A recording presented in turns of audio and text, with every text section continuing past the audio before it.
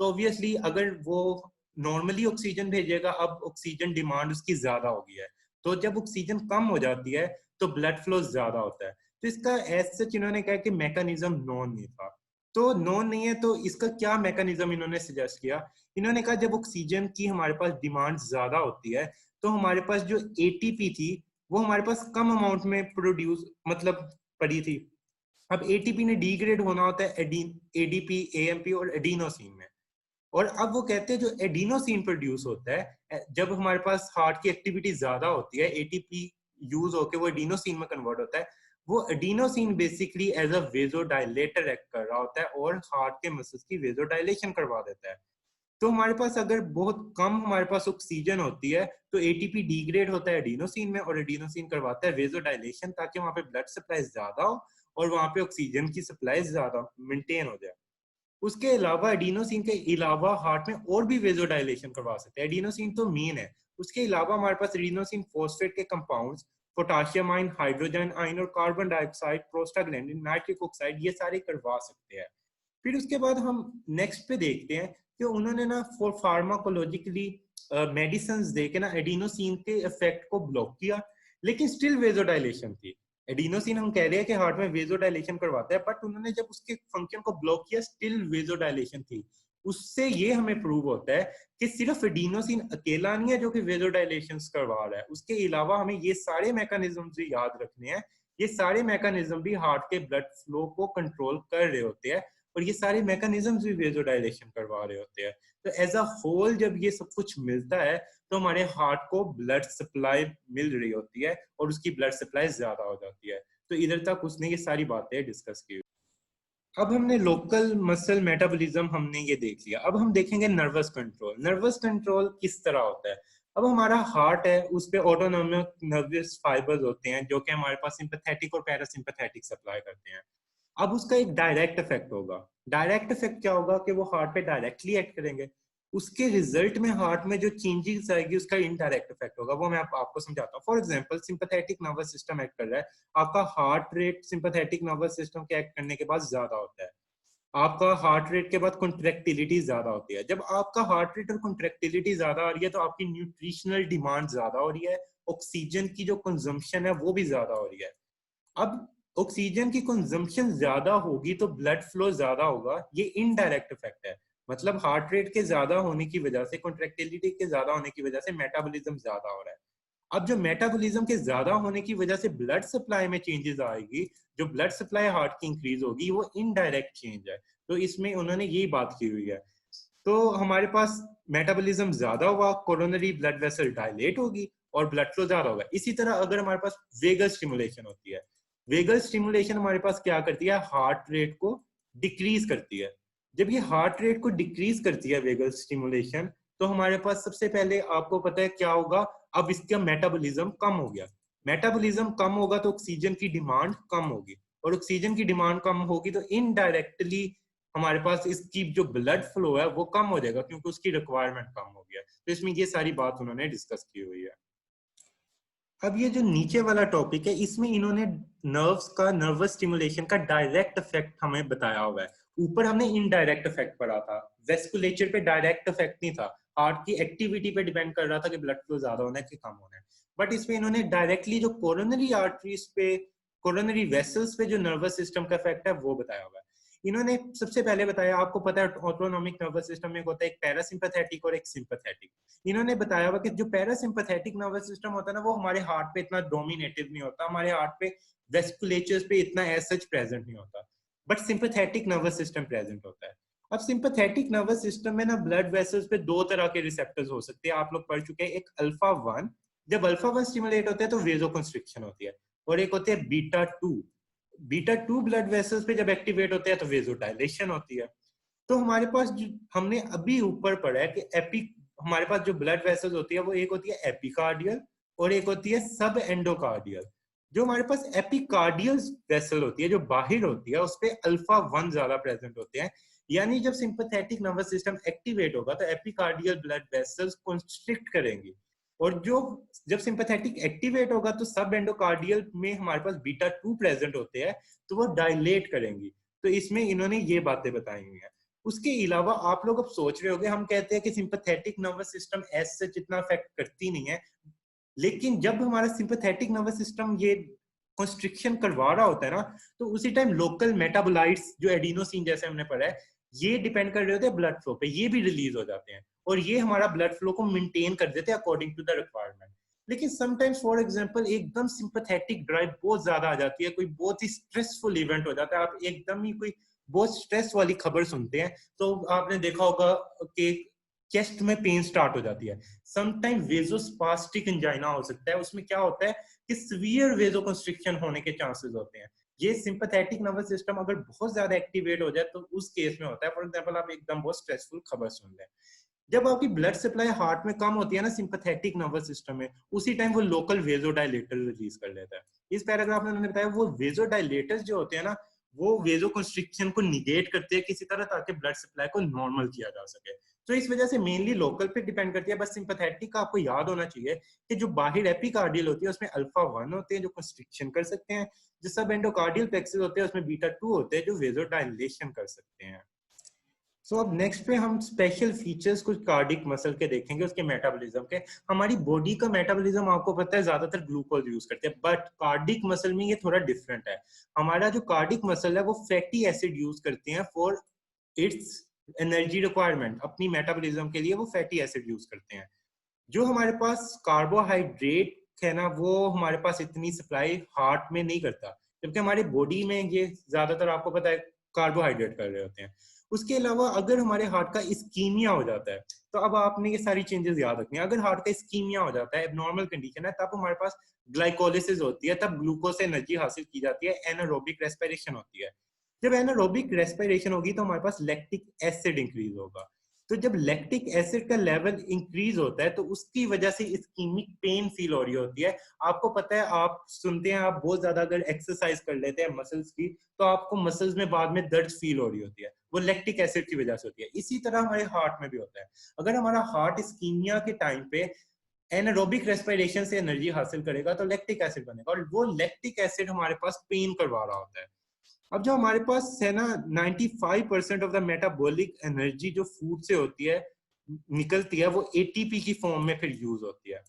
अब आपको पता है एटीपी का फेट क्या होना चाहिए। एटीपी ने एडीपी में कन्वर्ट होना है, एडीपी ने एएमपी में, उसने एडिनोसिन में। अब एडिनोसिन बहुत परमेबल होती है, वो हमारे पास निकल जाती है और वो वेजोडाइलेशन करवाती है। जब इस्कीमिया होगा तो एडिनोसिन जो निकलेगी वो कोरोनरी वेजोडाइलेशन करवाएगी, ताकि हमारे पास वेजोडाइलेशन से ब्लड फ्लो नॉर्मलाइज हो सके। अब हमारे पास एडिनोसिन अगर बहुत ज्यादा प्रोड्यूस होती है ना, तो वो सर्कुलेशन में जाके लॉस हो जाती है। अब हमारी जो एडिनोसिन होती है वो रिक्वायर्ड होती है एटीपी दोबारा बनाने के लिए। वो सेल क्या करता है, उस एडिनोसिन को रीअपटेक करना होता है। बट अगर बहुत ज्यादा एडिनोसिन प्रोड्यूस हो जाती है तो सारी एडिनोसिन का रीअपटेक पॉसिबल नहीं रहता। बहुत सी एडिनोसिन होती है जो लॉस हो जाती है, जो ब्लड सर्कुलेशन में चली जाती है और लॉस हो जाती है। अब एडिनोसिन लॉस हो गई है, बट एडिनोसिन बनने की जो हमारे पास टाइम है वो बहुत ज्यादा होता है। एडिनोसिन बहुत जल्दी नहीं बनती। तो इस वजह से अगर हमारे पास इन केस इस्कीमिया बहुत ज्यादा टाइम परसिस्ट रहता है, 30 मिनट्स फॉर एग्जांपल परसिस्ट रहता है, तो हमारे पास इतनी एडिनोसिन बन जाती है कि वो सेल के अंदर सारी वापस नहीं जाती, बहुत सी लॉस हो जाती है और फर्दर एडिनोसिन बन नहीं रही होती। जब तक हमारे पास एडिनोसिन नहीं होगी हम एटीपी नहीं बना सकते, और अगर एटीपी नहीं होगी तो सेल एनर्जी नहीं हासिल कर सकता।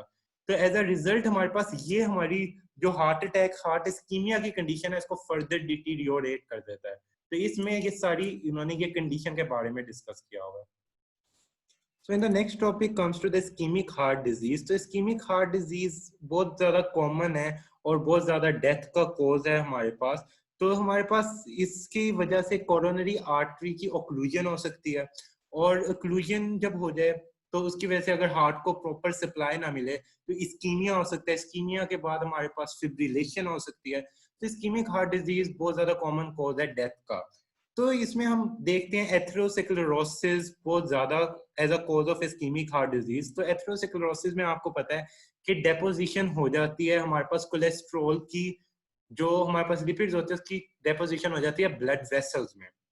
तो जब ब्लड वेसल फॉर एग्जांपल ये आपके पास डायामीटर है, उसमें डेपोजिशन हो जाए हमारे पास कोलेस्ट्रॉल की, तो उसका डायामीटर डिक्रीज हो जाएगा और समटाइम्स ये ब्लॉक भी कर देती है। फॉर एग्जांपल बहुत जो लोग चिकनाई वाला खाना खाते हैं, जिनका सेडेंटरी लाइफस्टाइल होता है, वो प्रॉपरली डाइट की केयर नहीं करते, ऑयल ज्यादा खाते हैं, तो ये वो सारी ऐसी चीजें हैं जो कि कोलेस्ट्रॉल ज्यादा करती है, और कोलेस्ट्रॉल की वजह से एथेरोस्क्लेरोसिस होता है, और फिर जब आर्टरी ब्लॉक हो जाएगी तो एज अ रिजल्ट हमें पता है कि इस्कीमिया हो जाएगा और हार्ट डिजीज की वजह से डेथ हो जाएगी। सो नेक्स्ट टॉपिक हम देखते हैं जिसमें उन्होंने कहा हुआ है एक्यूट कोरोनरी ओक्लूजन। इसमें क्या होता है, जो एक्यूट कोरोनरी ओक्लूजन होता है, मतलब एकदम कोरोनरी आर्टरी में कोई मतलब ओक्लूड हो जाए, तो एकदम ये तभी ओक्लूड हो सकती है अगर ये प्रोसेस पहले से कभी चल रहा था। तो ये किस तरह ओक्लूड हो सकती है, तो ये तब होती है किसी में अंडरलाइंग जो एथेरोस्क्लेरोटिक कोरोनरी हार्ट डिजीज है, तो वो चल रही हो नॉर्मल सर्कुलेशन में, तो क्या होता है जो एथेरोस्क्लेरोटिक प्लेक होती है वो वहां पे थ्रोम्बस बना देती है।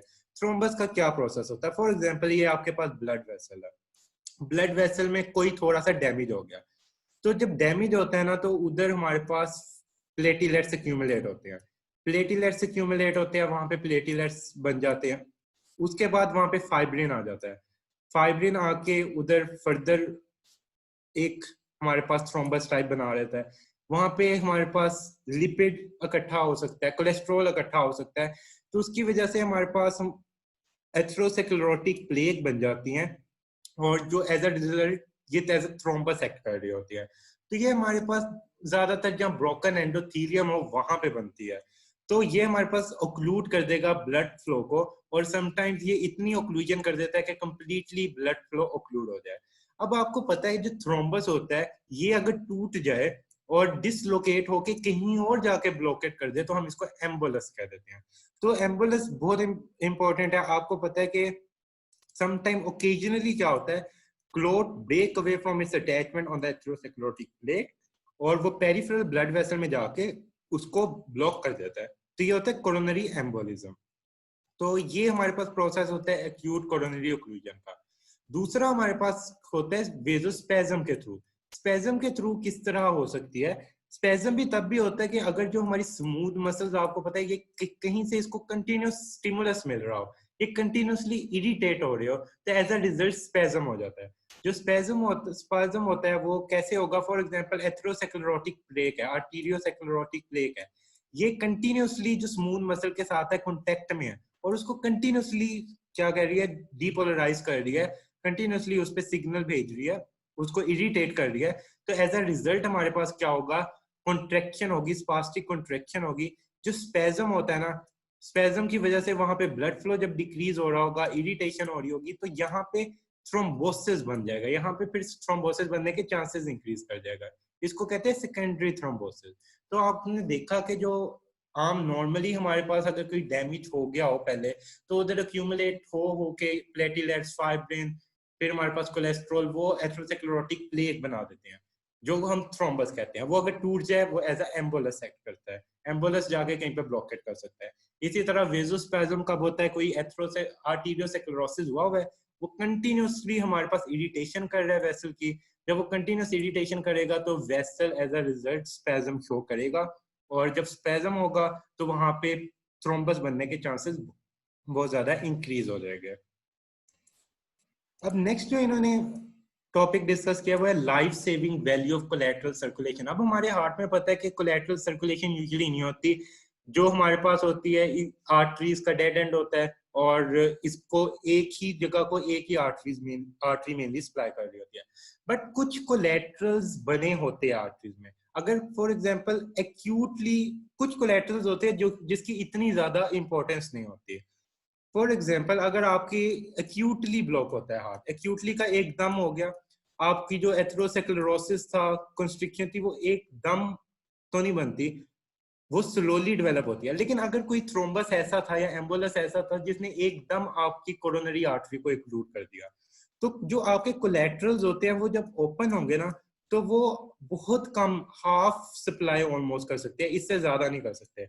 आपके हार्ट की जितनी रिक्वायरमेंट है उसे हाफ करेंगे, बट जब 2 या 3 दिन गुजर जाते हैं तो वो रिक्वायर्ड, तो आहिस्ता आहिस्ता थोड़ी सप्लाई बेहतर हो जाती है। लेकिन स्टिल जो एक्यूट कंडीशन है उसमें जब प्रॉपर सप्लाई नहीं होती, अगर हाफ वो सप्लाई करे तो प्रॉपर सप्लाई नहीं हो रही, तो 2-3 दिन हार्ट ने सर्वाइव उस तरह नहीं करना। तो इसलिए जो एक्यूट अटैक्स होते हैं वो बड़े खतरनाक होते हैं, क्योंकि एक्यूट अटैक में कोलैटरल सर्कुलेशन डेवलप नहीं होती, वो अंडर डेवलप प्रेजेंट होती है, क्योंकि हमारे हार्ट में वैसे तो कोलैटरल होती नहीं है।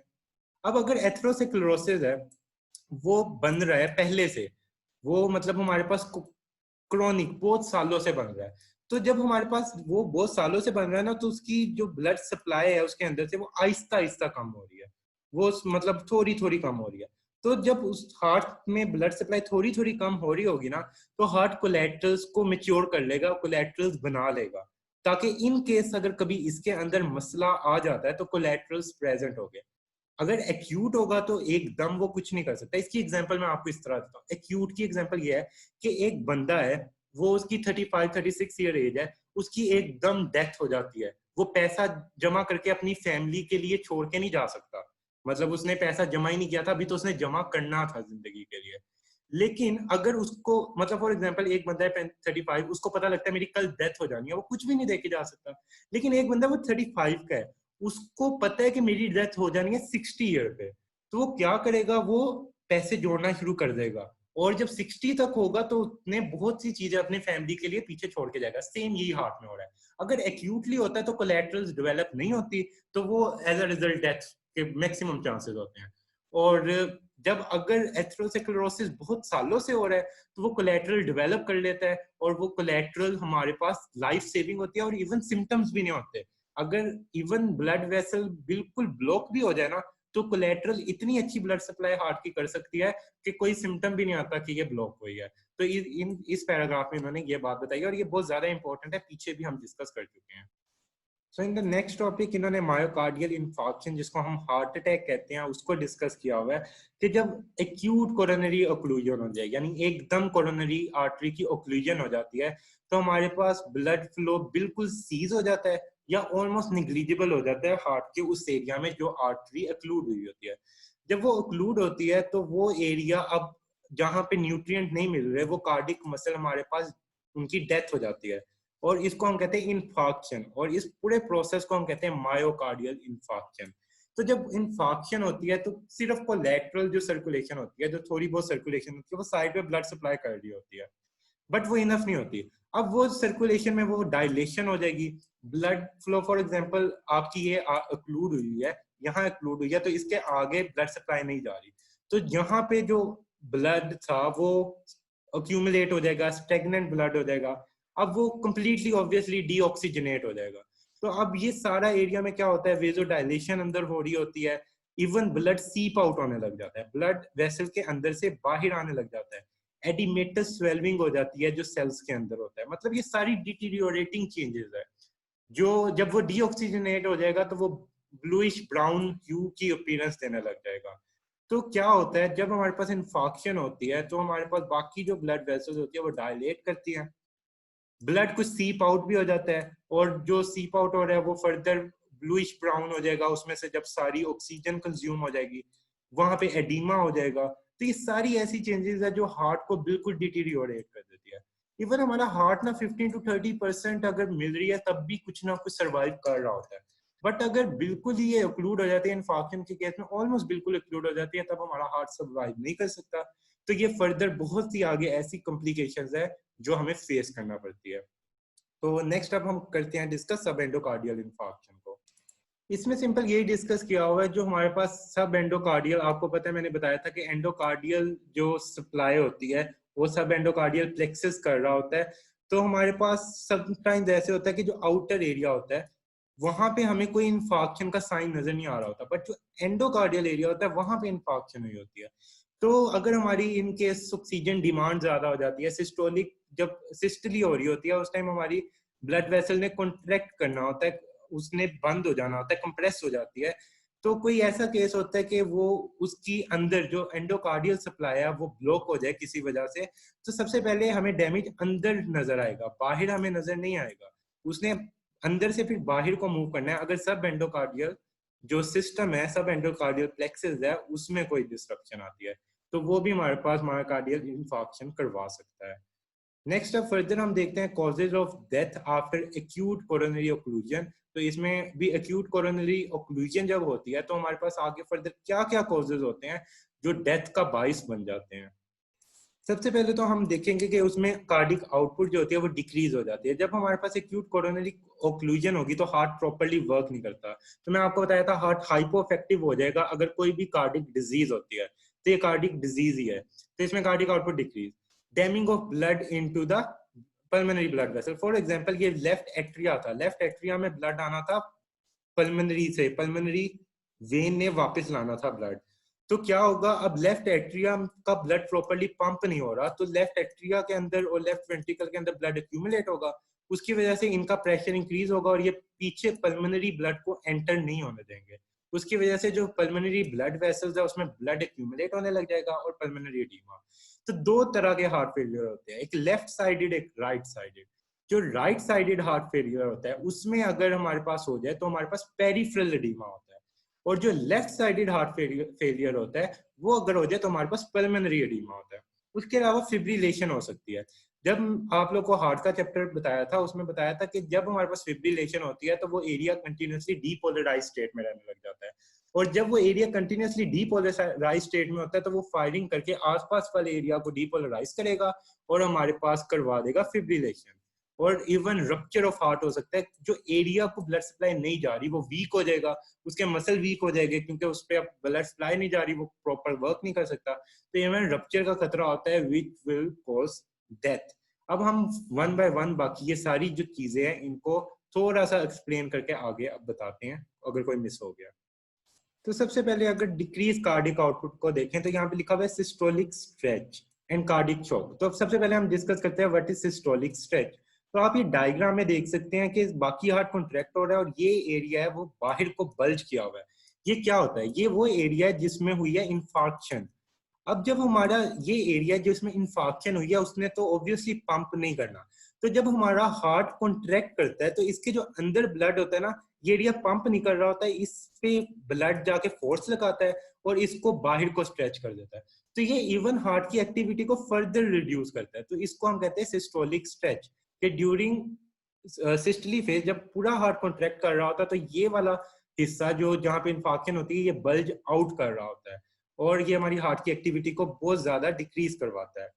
इसके अलावा हम पढ़ते हैं कि अगर हमारा हार्ट के अंदर ब्लड सप्लाई कम हो जाए तो कोरोनरी शॉक, कार्डियोजेनिक शॉक होता है। कार्डियोजेनिक शॉक आप लोगों ने अभी पढ़ेंगे, 24 की वीडियो अवेलेबल है, आप देख सकते हैं, उसमें बताया हुआ है कि उसमें जो हार्ट है वो प्रॉपरली हमारे पास पंप नहीं कर पा रहा ब्लड। इस्कीमिया के केस में, कोई भी हार्ट डिजीजेस के केस में कार्डियोजेनिक शॉक के चांसेस होते हैं।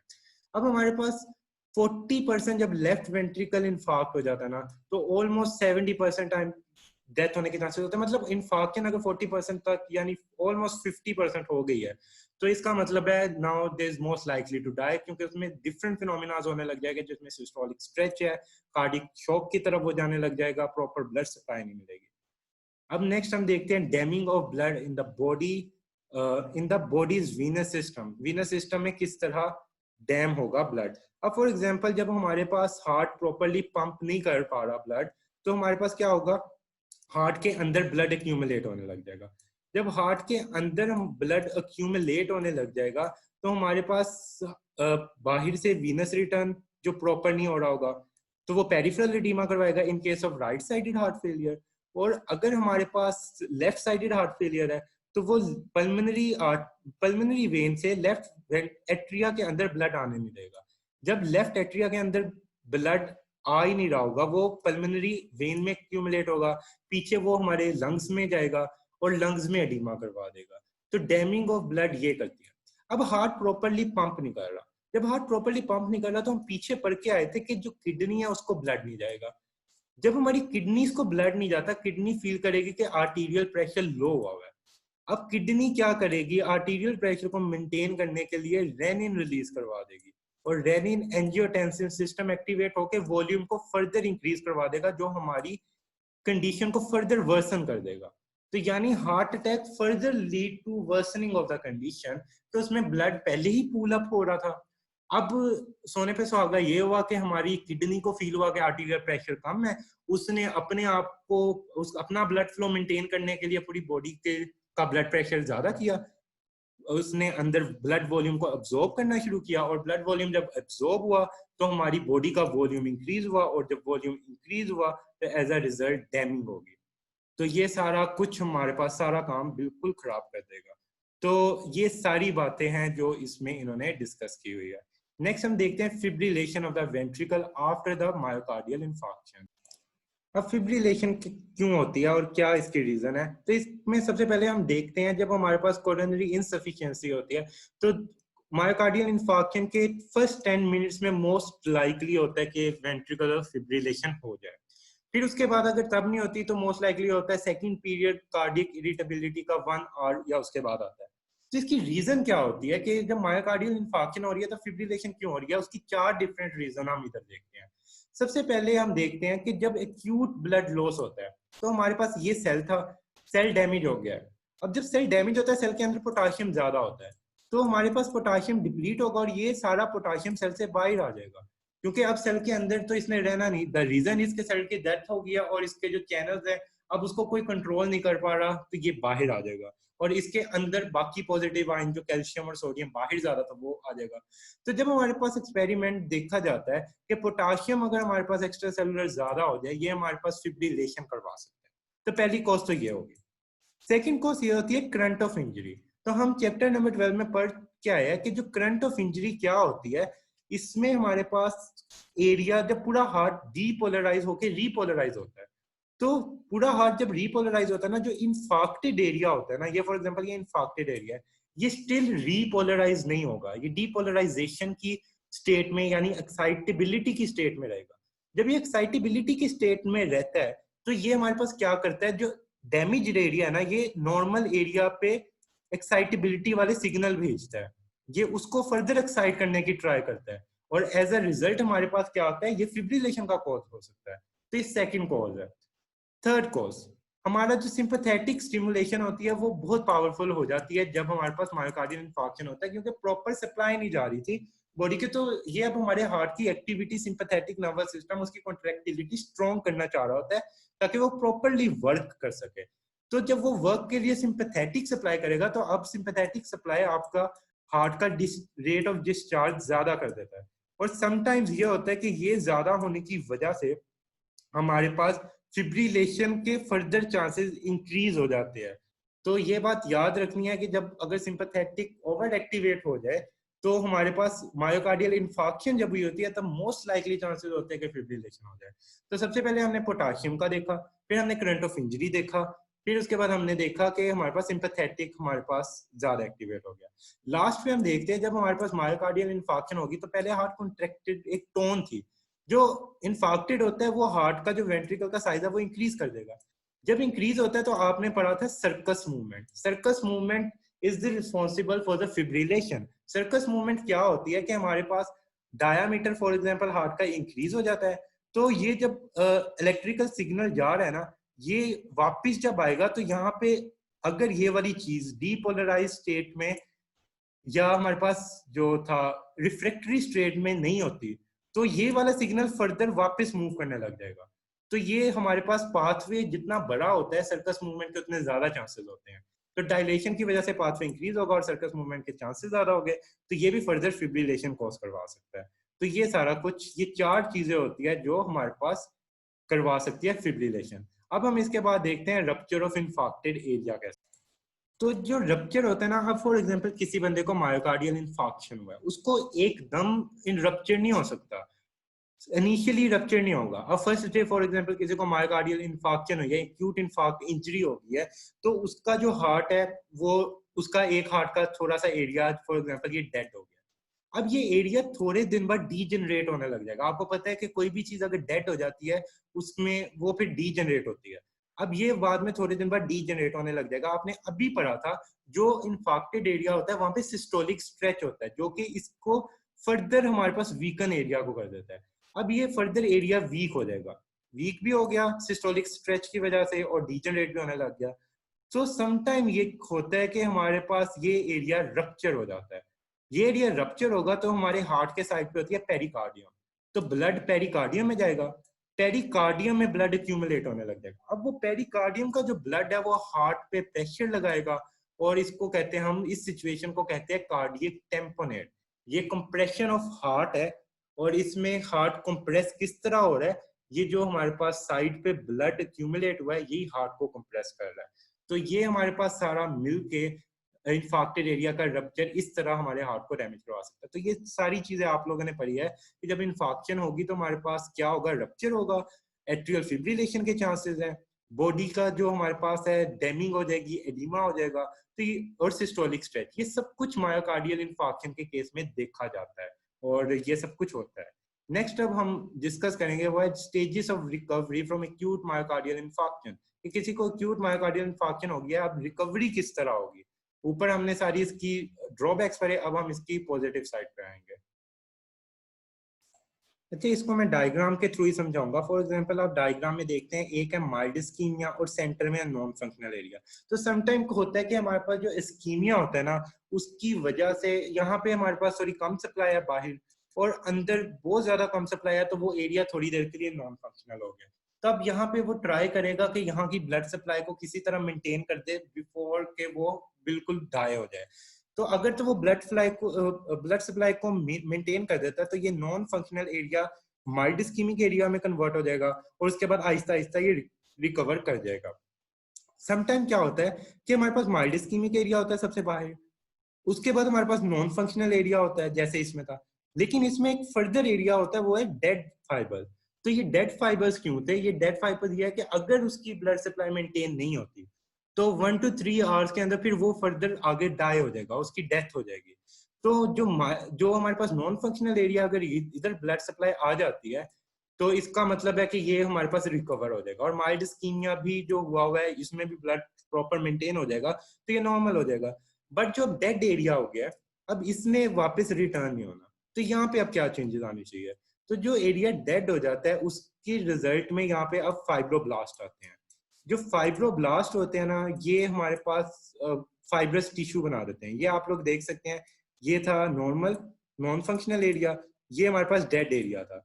अब ये डेड एरिया इंक्रीज तो हो गया बट अब इधर फाइब्रस टिश्यूज आ गए हैं। अब ये फाइब्रोब्लास्ट यहाँ पे फाइब्रस बना देंगे लेयर, अब ये फाइब्रस लेयर बना देंगे। बाकी हमारे पास एरिया अगर नॉर्मल हो चुका है ना, ब्लड सप्लाई नॉर्मल है, तो आहिस्ता आहिस्ता हार्ट की हाइपरट्रॉफी होगी और जो ये हमारे पास डैमेज्ड एरिया था, जो डेथ वाला एरिया था, उसको भी कवर करने लग जाएगा और उसका प्रॉपर फंक्शनिंग की तरफ ले आएगा। तो उसको कंपनसेट कहीं ना कहीं तक कर देता है और समटाइम कभी कंप्लीटली कंपनसेट भी कर देती है जो हाइपरट्रॉफी जब होती है। तो इस सब में उन्होंने यहाँ तक यही सारा कुछ डिस्कस किया हुआ है जो मैंने आप लोगों को बता दिया कि स्कार बन जाता है डेड एरिया पे और फिर फर्दर फ्यूचर में आहिस्ता आहिस्ता हाइपरट्रॉफिक चेंजेस आती हैं, वो उस स्कार को ओवरकम करके हार्ट की एक्टिविटी को फर्दर नॉर्मलाइज कर देती हैं।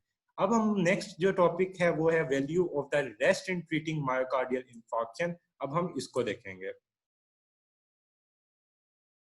इसमें अब हम बताएंगे, डिस्कस करेंगे। देखिए, हार्ट के जो पेशेंट्स होते हैं ना, उनको रेस्ट का कहा जाता है कि वो रेस्ट करें। अब उसकी हम रीजनिंग देखेंगे कि उनको रेस्ट का क्यों कहा जाता है, उसकी क्या वैल्यू है। अब फॉर एग्जांपल जब हमारे पास हार्ट है, उसको इस्कीमिया हुआ था, तो अब उसको ब्लड सप्लाई, इस्कीमिया का ये होता है कि रिड्यूस ब्लड सप्लाई हो गई होती है उधर की। अब अगर वो एक्सरसाइज करेगा ना, तो उसकी जो बाकी हार्ट की ब्लड सप्लाई की रिक्वायरमेंट है वो ज्यादा हो जाएगी। तो हार्ट के जो नॉर्मल एरिया ना, वो उसका ब्लड चुरा लेंगे।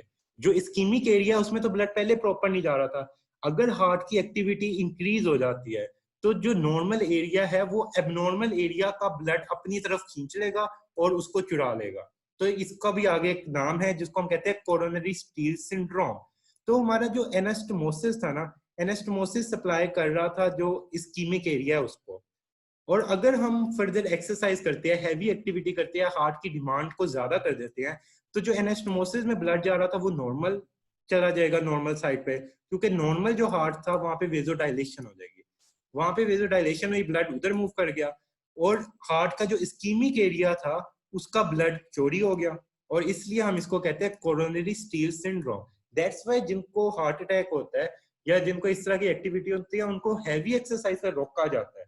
उनको कहा जाता है कि अभी उन्होंने रेस्ट करनी है जितनी कर सके। तो इसलिए कहा जाता है क्योंकि उसमें फिर फर्दर उनका ब्लड सप्लाई कम हो जाएगी, और अगर वो ब्लड सप्लाई कम होगी तो उनकी डेथ हो सकती है।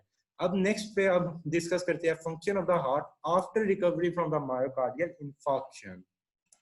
अब फॉर एग्जांपल किसी कोई हमारे पास रिकवर होता है मायोकार्डियल इंफार्क्शन से, तो उसके हार्ट की ना एक्टिविटी ऑलमोस्ट नॉर्मल हो जाती है। बट नॉर्मल में आप लोगों ने एक चीज पढ़ी हुई थी, जो हमारे पास कार्डिक आउटपुट होता है, एक हमारे हार्ट में कार्डिक रिजर्व होता है। जब हम एक्सरसाइज करते हैं ना, तो वो रिजर्व जो होता है वो हमारे पास हार्ट फर्दर अच्छी तरह पंप कर सकता है। फॉर एग्जाम्पल आपका कार्डिक आउटपुट 5 लीटर है, तो आप एक्सरसाइज करते हो तो आपका हार्ट 2.5 टाइम्स यानी ऑलमोस्ट 13 लीटर भी पंप कर सकता है। बट जब मायोकार्डियल इंफार्क्शन हो जाती है ना, तो ये वाली चीज थोड़ी कम हो जाती है, कार्डिक आउटपुट थोड़ी कम हो जाती है, जो कार्डिक रिजर्व है वो थोड़ा कम हो जाता है। तो लेकिन उसका हार्ट नॉर्मल एक्टिविटीज वो फिर भी परफॉर्म कर सकता है। ये तो तब होना था ना 13 लीटर, अगर वो बहुत ज्यादा थका देने वाली एक्सरसाइजेस करता। तो हमारे पास जो हेल्दी हार्ट होता है उसका ऑलमोस्ट कार्डिक रिजर्व होता है 300 to 400। लेकिन अगर वो कार्डिक रिजर्व इतना ज्यादा ना भी होता, वो मतलब अगर हमारे पास 13 लीटर कार्डिक आउटपुट हो जाता है एक्सरसाइज में, अगर वो 8 लीटर तक भी होगा हो जाए, तो तब भी हम सरवाइव कर जाएंगे, तब भी हम बिल्कुल ठीक हो जाएंगे। तो इसमें ये होगा कि जो वो वाला पर्सन है ना, वो इतनी ज्यादा एक्टिविटी बस नहीं कर सकता, बहुत ज्यादा वो प्रेशर स्ट्रेनस एक्सरसाइज नहीं कर सकता, लेकिन वो नॉर्मल लाइफ अपनी जी सकता है। तो इसमें ये होता है, लेकिन यूजुअली ये होता है कि स्लाइटली उसकी एक्टिविटी जरूर लो जरूर होगी होती है। नेक्स्ट अब हम पढ़ते हैं pain in coronary artery disease, जिसमें हम एंजाइना पेक्टोरिस के बारे में पढ़ेंगे, जो कि बहुत ज्यादा इंपॉर्टेंट है। अब जो कोरोनरी आर्टरी डिजीज होती है उसमें आप लोगों को पता है कि वहां पे एन एरोबिक रेस्पिरेशन होती है जब इस्कीमिया होता है, और जब एन एरोबिक रेस्पिरेशन होती है तो उसके रिजल्ट में लैक्टिक एसिड प्रोड्यूस होता है, जिसकी एक्यूमुलेशन हमारे पास पेन प्रोड्यूस करती है। तो हमारे पास उसके अलावा भी कुछ सब्सटेंसेस रिलीज होते हैं, जिसमें हिस्टामीन होता है, काइनिन्स होते हैं, कुछ प्रोटियोलिटिक एंजाइम होते हैं। तो इसकी वजह से हमें चेस्ट में पेन फील होती है। तो इसमें जो कार्डिक पेन हमारे पास है ना, वो बहुत कॉमन एक होती है एंजाइना की पेन। एंजाइना पेन में होता है, समटाइम्स ये होता है कि इसकी बहुत बड़ी कॉज है जो हमारे पास कोरोनरी आर्टरी होती है उसकी कंस्ट्रिक्शन हो जाए, उसका स्पेज्म हो जाए। तो एंजाइना की पेन लास्ट ज्यादा देर नहीं लास्ट करती है, ऑलमोस्ट 20 to 30 मिनट, बट ये बहुत ज्यादा पेन होती है। इसमें फॉर एग्जाम्पल कोई बंदा अगर कोई एक्टिविटी कर रहा होगा ना, वो बैठ जाएगा, सांस लेगा, ताकि वो फिर समटाइम्स खुद ही रिलीव हो जाती है, उसका फर्दर प्रोसीजर रिक्वायर नहीं होता। लेकिन समटाइम एंजाइना खतरनाक होता है, it can lead to myocardial ischaemia and then infarction. तो ये हमारे पास एंजाइना की पेन में क्या हो रहा है, हमारी जो कोरोनरी आर्टरी है उसकी कंस्ट्रिक्शन हो रही है, ब्लड सप्लाई डिक्रीज होगी, वहां पे एन एरोबिक रेस्पिरेशन होगी, लैक्टिक एसिड प्रोड्यूस होगा, पेन प्रोड्यूस होगी। तो ये हमारी जो होता है ना हार्ट के स्टर्नम के ऊपर फील हो रही होती है। फिर उसके बाद हमारे जो होता है ना लेफ्ट आर्म और लेफ्ट शोल्डर में, तो लेफ्ट आर्म, लेफ्ट शोल्डर और नेक में क्यों हो रही होती है, जब एम्ब्रियोनिकली हम डेवलप हो रहे होते हैं तो हमारा हार्ट ओरिजिनेट करता है और हमारी आर्म ओरिजिनेट करती है, जो नेक वाला एरिया होता है, और उस सारे एरिया की जो नर्व सप्लाई होती है वो सेम होती है, जो हमारे पास जो स्पाइनल नर्व सप्लाई होती है। तो हमारी जब आर्म ओरिजिनेट और हार्ट उधर से ओरिजिनेट कर रहा है, तो अगर हार्ट की पेन होगी वो ओरिजिनेट करती है टूवर्ड्स द आर्म, नेक, ये सारे एरिया में वो शोल्डर की तरफ ओरिजिनेट करती है। इस वजह से एंजाइना की जो पेन होती है वो हमारे सारे इस एरिया में फील होती है। तो इसमें क्या होता है कि ये सिंपैथेटिक जो सप्लाई होती है वो वेजोकंस्ट्रिक्शन करवा रही होती है, समटाइम्स स्पैज्म की वजह से हो रहा होता है। तो एंजाइना में ये कोल्ड टेम्परेचर इसको एग्जैजरेट कर सकता है। तो एंजाइना के बारे में आपको कुछ बातें क्लियर होगी कि ये क्यों होती है, जब ब्लड वेजोकंस्ट्रिक्शन हो जाए, वहां पे ब्लड सप्लाई डिक्रीज हो जाए, लैक्टिक एसिड एक्यूमुलेट होगा, पेन करवाएगा, वो हमारे पास रेडिएट होगी from heart to left side of the neck, left arm, फिर उसके बाद शोल्डर, ये सारी जगहों पे। अब हम देखते हैं इसके ट्रीटमेंट क्या होता है। ट्रीटमेंट में आप बड़ा एक सुनते हैं कि जुबान के नीचे दवाई रख लेते हैं अगर इस तरह का प्रेशर फील हो, जिसका नाम होता है एनजीसिड। वो बेसिकली होती है nitroglycerin. Nitroglycerin is a vasodilator. तो ये हमारे पास सिंपैथेटिक सिस्टम से समटाइम अगर वेजो कंस्ट्रिक्शन हो गया ना हार्ट की, अगर वो बहुत ओवर एक्टिव हो गया, तो ये वेजोडाइलेशन करवा देती है। इसके अलावा हम और डिफरेंट ड्रग्स भी यूज करते हैं, अभी वो आप लोग थर्ड ईयर में पढ़ेंगे, बट आपको नाम पता होना चाहिए। जो एस होते हैं, एंजियोटेंसिन कन्वर्टिंग एंजाइम इनहिबिटर, जो हम पहले पढ़ चुके हैं पीछे चैप्टर में। फिर आर्ब्स होते हैं, फिर calcium channel blocker, calcium channel blockers भी हमारे पास वेजोडाइलेटर्स होते हैं। फिर बीटा ब्लॉकर्स इंपॉर्टेंट है, ये हमारे पास प्रोफाइलेक्सिस के लिए यूज होते हैं, यानी इंजाइना से बचने के लिए। किसी को हाइपरटेंशन है ना और चांसेस है कि उसको इंजाइना हो सकता है, तो वो बीटा ब्लॉकर्स उसको दे दिए जाते हैं कि ये हमारे पास एंजाइना से बचा सकते हैं। तो ये हमारे पास बीटा ब्लॉकर अगर एंजाइना हो जाए तब भी यूज कर सकते हैं। तो ये कुछ मेडिसिन है जिसमें नाइट्रोग्लिसरीन बहुत इंपॉर्टेंट है। ये तो मेडिसिनल हो गया। कुछ अब आप लोग सुनते हैं सर्जिकल ट्रीटमेंट है, उसमें दो आप लोगों ने बहुत इंपॉर्टेंट सुनेंगे, बाईपास सर्जरी और एक आप सुनते हैं स्टेंट डाला। तो अब ये दोनों का थोड़ा सा आपको ब्रीफली बता देता हूँ। जो बाईपास सर्जरी होती है ना, उसमें कोई भी बॉडी की वेन जो होती है ना, सुपरफिशियल वेन, वो ले ली जाती है, जैसे सेफनस वेन है। अब हमारे पास हार्ट है, ये एओर्टा है। एओर्टा से हम उसको अटैच करते हैं, और अटैच करके फॉर एग्जांपल हमारे पास हार्ट में ना इधर आर्टरी ओक्लूडेड थी, तो हम आर्टरी के आगे जहां से वो ओक्लूडेड थी ना, उसके साथ इसको अटैच कर देते हैं, ताकि जो एक्लूडेड एरिया है उसके आगे ये ब्लड सप्लाई कर सकता है। तो ये हमारे पास होता है बाईपास। बाईपास प्रोसीजर से हम अंजाइना, हार्ट का अगर कोई मसला हुआ है तो हम इससे बच सकते हैं, इसके थ्रू हम सही हो सकते हैं। लेकिन अगर आपका हार्ट पहले डैमेज हो गया होगा उसकी वजह से, तो फिर इतना बाईपास का फायदा नहीं होता। अगर हार्ट डैमेज हो गया हुआ है, इन्फार्क्ट हो चुका हुआ है। लेकिन अगर आपका हार्ट कम इन्फार्क्ट हुआ है, बहुत ज्यादा डैमेज नहीं हुआ, तो ये बहुत ज्यादा यूजफुल होती है और ये लाइफ को इंक्रीज कर देता है। नेक्स्ट है कोरोनरी एंजियोप्लास्टी। तो कोरोनरी एंजियोप्लास्टी क्या होता है, आपने सुना होगा स्टेंट डालते हैं, तो वो किस तरह होता है। उसमें ना फॉर एग्जांपल आपके पास ये एक ना ट्यूब के थ्रू वो एंटर होते हैं, उसके ना इधर बैलून लगा होता है, बैलून इन्फ्लेटेड नहीं होता शुरू में, और साइड पे ना स्टेंट होता है। स्टेंट आप देखेंगे मैश वर्क टाइप सा होता है, तो आप अगर स्टेंट की देखेंगे तो वो मैश वर्क सा होता है। अब ये हम लेके जाते हैं, जाके हम उधर तक इसको लेके जाते हैं जहां पे ब्लॉकेड हुई थी। उधर जहां ब्लॉकेड हुई थी उसको जाके हम बैलून को कर देते हैं इन्फ्लेम। तो क्या होगा, ये हमारे पास बैलून था, बैलून होगा इन्फ्लेम। अब बैलून जब इन्फ्लेम होता है ना, इन्फ्लेट होता है, वो साथ जो मेश वर्क जो स्टेंट था उसको भी साइज में इंक्रीज करता है, और वो जो हमारे पास स्टेंट था वो ब्लड वेसल के साथ हो जाता है अटैच। अब हमने बेसिकली क्या किया, उधर जाके हमने बैलून को इन्फ्लेट किया, इन्फ्लेट करके वो आर्टरी खुल गई, और साथ ही ये स्टेंट का भी साइज इंक्रीज हो गया। अब ये हमारे पास ब्लड वेसल के साइड पे अटैच हो जाता है, ये भी मेश वर्क होता है सर्कल सा। अब ये हमारे पास अटैच हो गई, स्टेनलेस मेश वर्क होता है। अब बाद में ना जो एंडोथीलियम होती है वो खुद ही इसको कवर कर लेती है, और फर्दर इस स्टेंट का ये फायदा हुआ है, इसने कंटिन्यूसली हमेशा के लिए वो वाली जगह को ना ओपन रखना है। अब उधर से उधर ब्लॉकेट नहीं हो सकती। लेकिन समटाइम्स 40% केसेस में देखा कि हो जाती है। वो क्यों होती है कि वो जो हमारे पास प्रॉपरली वो खुद क्लोज नहीं होता, जो स्टेंट है वहां पे स्कार टिश्यू बना देता है। लेकिन जो स्टेंट है ना, इसके अंदर हमने कुछ मेडिसिन डाली होती हैं, जो कि ड्रग्स होती हैं, जो कि वो हमारी स्टेंट वो वाली ना जगह पे स्कार नहीं बनने देती, और उस जगह को प्रोटेक्ट रखती है। तो हमने इसमें क्या देखा कि हमने एक बैलून कैथीटर डाला, उसके साइड पे स्टेंट डला हुआ था, स्टेंट था। जब वो डाला है हमने उधर जाके बैलून को इन्फ्लेट किया, स्टेंट भी खुल गया, आर्टरी भी खुल गई। बाद में वक्त के साथ एंडोथीलियम उस स्टेंट को कवर कर देगी और हम नॉर्मलाइज हो जाएंगे। और अगर स्कार फॉर्मेशन हो रही है तो स्टेंट के अंदर ड्रग होती है जो स्कार फॉर्मेशन को रोक देती है। Last thing of this chapter कि इसमें हम अब न्यू प्रोसीजर्स अब डिस्कस हो रहे हैं। उसमें एक लेजर प्रोसीजर है कि वो जाता है, जो क्लॉट बना होता है उसको कंप्लीटली डिसॉल्व कर देता है विदाउट डैमेजिंग द आर्टरी।